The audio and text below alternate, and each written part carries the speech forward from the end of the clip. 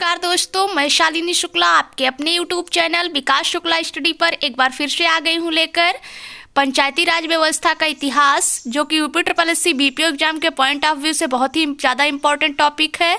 आज इसका पार्ट 2 देखेंगे और आज जानेंगे हम पंचायती राज व्यवस्था के इतिहास के बारे में, जो कि है उत्तर प्रदेश के परिप्रेक्ष्य में। आइए शुरू करते हैं। पंचायती राज व्यवस्था उत्तर प्रदेश में ग्राम पंचायत, क्षेत्र पंचायत और जिला पंचायत आते हैं। पंचायती राज व्यवस्था आम ग्रामीण जनता की लोकतंत्र में प्रभावी भागीदारी का सशक्त माध्यम है। 73 कॉन्स्टिट्यूशन अमेंडमेंट द्वारा एक सुनियोजित पंचायती राज व्यवस्था स्थापित करने का मार्ग प्रशस्त किया गया।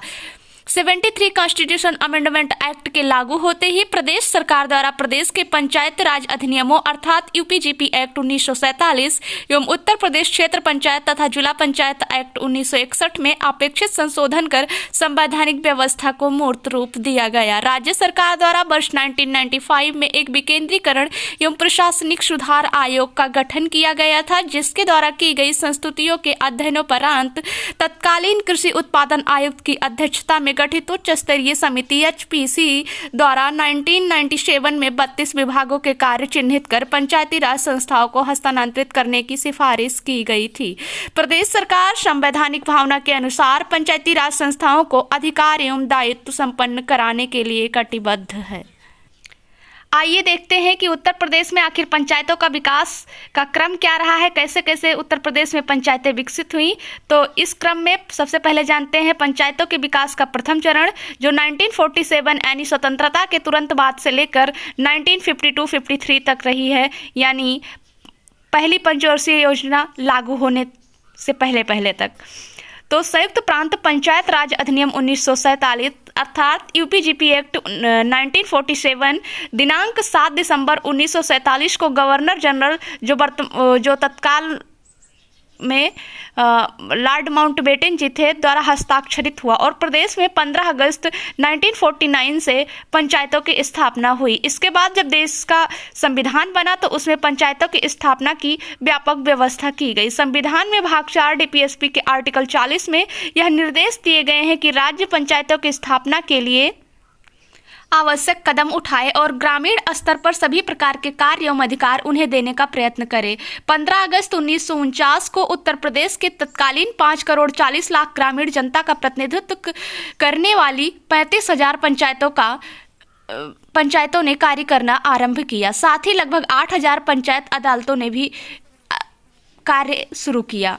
सन 1951-52 में गांव सभाओं की संख्या बढ़कर 35,943 तथा पंचायत अदालतों की संख्या बढ़कर 8492 हो गई। 1952 से पंचायतों ने ग्रामीण जीवन में सुनियोजित स्तर पर राष्ट्र निर्माण का कार्य करना प्रारंभ किया। इस वर्ष पहली पंचवर्षीय योजना प्रारंभ हुई। योजना की सफलता के लिए शासन द्वारा पंचायत अदालत स्तर पर विकास समितियों के सदस्य मनोनीत किए गए। ग्राम पंचायत स्तर पर पंचायत मंत्री, विकास समितियों का भी मंत्री नियुक्त किया गया। 1952-53 में जमींदारी विनाश के पश्चात गांव समाज की स्थापना हुई और गांव सभाओं के अधिकार बढ़ाए गए। आइए अब इसी क्रम में पंचायतों के विकास का दूसरा चरण देखते हैं, जो 1953-54 से लेकर 1959-60 तक रहा है। 1953-54 में पंचायतों की सक्रियता एवं विभिन्न विकास संबंधी कार्यक्रमों में इनका सहयोग बढ़ाने के लिए विधानसभा के सदस्यों की एक समिति नियुक्त की गई। इस समिति के सुझावों को दृष्टि में रखकर पंचायती राज संशोधन विधेयक तैयार किया गया, जो पंचायतों को अगले दूसरे आम चुनाव में क्रियान्वित हुआ। 1955 में पंचायतों का दूसरा आम चुनाव संपन्न हुआ, जिसमें गांव सभाओं व गांव समाज के क्षेत्राधिकार को एक कर दिया गया। 250 या इससे अधिक जनसंख्या वाले हर गांव में गांव सभा संगठित करते हुए दूसरे आम चुनाव में गांव पंचायतों की संख्या बढ़कर 72,425 हो गई। 1957-58 में पंचायतों का क्षेत्रीय परिवर्तन के कारण उनकी संख्या 425 के स्थान पर 72,425 के स्थान पर 72,409 ही रह गई, जबकि न्याय पंचायतों की संख्या 8550 थी।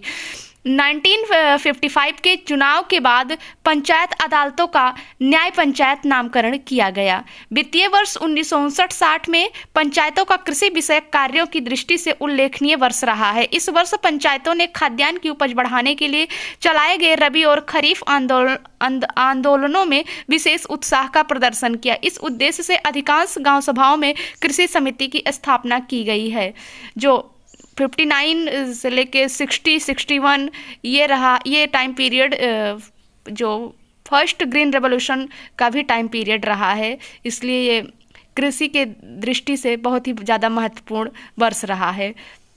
आइए देखते हैं पंचायतों के विकास का तीसरा चरण, जो कि 1960-61 से लेकर 1971-72 तक रहा है। वर्ष 1960 से 61 में गांवों को आत्मनिर्भर तथा संपन्न बनाने के उद्देश्य से ग्राम पंचायत क्षेत्रों में कृषि उत्पादन तथा कल्याण उप समितियों का गठन गांव सभा स्तर पर किया गया। इसी वर्ष पंचायत राज अधिनियम में संशोधन द्वारा गांव पंचायतों तथा न्याय पंचायतों की चुनाव पद्धति में आंशिक परिवर्तन किया गया, जिसके अनुसार गाँव सभा के प्रधान का चुनाव गुप्त मतदान प्रणाली द्वारा किए जाने का निश्चय हुआ। 10 फरवरी 1961 से 7 फरवरी 1962 के मध्य पंचायतों का तृतीय सामान्य निर्वाचन संपन्न हुआ। श्री बलवंत राय मेहता समिति की सिफारिशों के आधार पर भारत सरकार के निर्देशानुसार सत्ता के विकेंद्रीकरण के सिद्धांतों के अनुरूप उत्तर प्रदेश क्षेत्र समिति एवं जिला परिषद अधिनियम 1961 ईस्वी क्रियान्वित हुआ। इस अधिनियम के अनुसार प्रदेश में गांव सभा, क्षेत्र समिति तथा जिला परिषद की इकाइयों को एक सूत्र में बांधा गया और प्रदेश में त्रिस्तरीय पंचायती राज व्यवस्था प्रारंभ हुई। पंचायतों के तीसरे आम चुनाव के पश्चात प्रदेश में गाँव पंचायतों की संख्या 72,223 तथा न्याय पंचायतों की संख्या 8594 थी। पंचायतों के विकास का चौथा चरण, जो 1972-73 से लेकर 1981-82 तक रहा है। वर्ष 1972-73 में पंचायतों के चौथे आम चुनाव संपन्न हुए। उस समय प्रदेश में गांव पंचायतों की संख्या 72,834 और न्याय पंचायतों की संख्या 8792 थी। 30 अक्टूबर 1971 में विभाग के ग्राम स्तरीय कार्यकर्ता पंचायत सेवकों के शासकीय कर्मचारी नियुक्त हो जाने के उपरांत गांव पंचायतों की गतिविधियों में अपेक्षित सुधार हुआ और तदुपरांत बड़ी द्रुत गति से गांव पंचायतों अर्थात ग्रामोपयोगी सत्ता की जड़ें गहरी जमने लगी। यहाँ मोस्ट इम्पॉर्टेंट बात यह है कि जिसकी हम तैयारी कर रहे हैं बीपीओ की, उसे कब शासकीय कर्मचारी नियुक्त किया गया, तो 30 अक्टूबर 1971 को इसे स्टार मार्क करके रखेंगे। वर्ष 1981-82 के अंत तक कतिपय संशोधन के फलस्वरूप प्रदेश में 72,809 गाँव पंचायतें तथा 8792 पंचायतें रही हैं, न्याय पंचायतें रही हैं। गांव पंचायतों का सामान्य 5th निर्वाचन 1982 मार्च से जुलाई 1982 तक के बीच जो है वो संपन्न हुआ। इस सामान्य निर्वाचन में गांव सभाओं की संख्या 74,060 थी। इन चुनाव में जो मतदाताओं की आयु 21 वर्ष से घटाकर 18 वर्ष कर दी गई।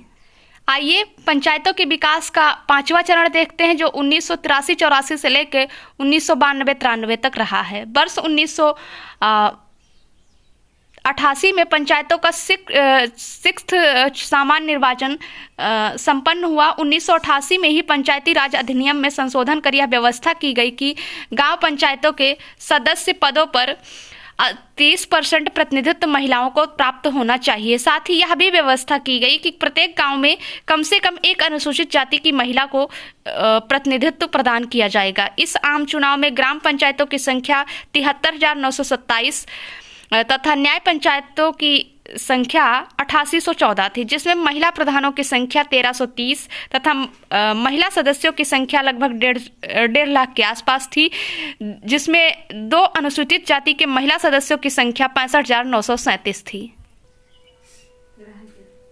वर्ष 1989 में ग्रामीण क्षेत्रों में बेरोजगार और अल्प रोजगार वाले पुरुष व महिलाओं के लिए लाभकारी रोजगार सृजन करने के उद्देश्य से जवाहर रोजगार योजना प्रारंभ की गई।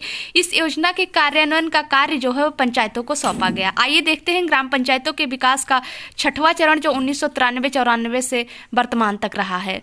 संविधान निर्माण के समय ही राज्य के नीति निर्देशक सिद्धांतों के अंतर्गत आर्टिकल 40 में आधारभूत स्तर पर पंचायतों को मान्यता देते हुए यह कहा गया कि राज्य जो है वो गांव पंचायतों को संगठित करने के लिए उपाय करेगा और उन्हें ऐसी शक्तियां व अधिकार प्रदान करेगा जो उन्हें स्वायत्तशासी यानी ऑटोनोमी यूनिट्स के रूप में कार्य करने के लिए आवश्यक होंगी। वर्ष 1994 में देश की गांव पंचायतों को संवैधानिक इकाई मानते हुए स्वायत्तशासी संस्था के रूप में स्थापित करने के लिए और उनमें एक रूपता लाने, निश्चित समय पर उनके चुनाव सुनिश्चित कराने, आर्थिक रूप से उन्हें सुदृढ़ करने तथा पंचायतों को संवैधानिक दर्जा देने के उद्देश्य से 72 कॉन्स्टिट्यूशन अमेंडमेंट जो है वो लोकसभा में प्रस्तुत हुआ, जो बाद में 73वें संविधान संशोधन 1992 के रूप में 24 अप्रैल 1993 से संपूर्ण देश में लागू हुआ। 73वें संविधान संशोधन के अनुक्रम में प्रदेश सरकार द्वारा उत्तर प्रदेश पंचायत विधि संशोधन अधिनियम संख्या 9 विधेयक 1994 पारित किया गया, जो 22 अप्रैल 1994 से प्रदेश में प्रवृत्त हुआ, जिसमें संयुक्त प्रांत पंचायत राज अधिनियम 1947 तथा उत्तर प्रदेश क्षेत्र समिति तथा जिला परिषद अधिनियम 1961 में संशोधन कर राज्य में तीनों स्तर की पंचायतों में एक रूपता लाते हुए निम्नलिखित व्यवस्था सुनिश्चित की गई।